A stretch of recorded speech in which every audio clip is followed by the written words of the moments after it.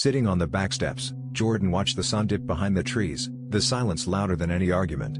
His parents' divorce had shattered the soundtrack of his home, turning laughter into hushed whispers and glances.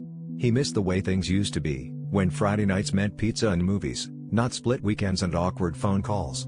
As he traced patterns on the concrete, Jordan realized that silence doesn't last forever. He could find his own voice amid the quiet, even if it trembled at first. Riley scrolled through her phone, heart pounding as the read receipt appeared with no reply.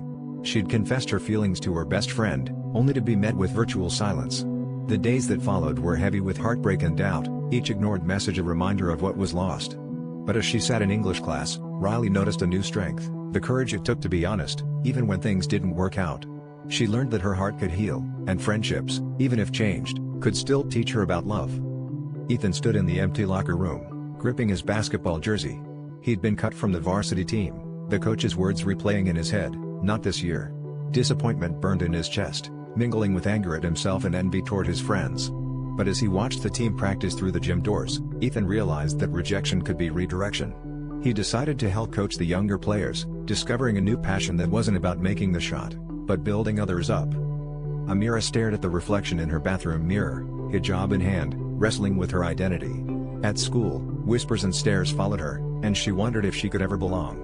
The confusion was overwhelming, torn between family traditions and the yearning to fit in. But one afternoon, a classmate complimented her scarf, sparking a conversation about culture and strength.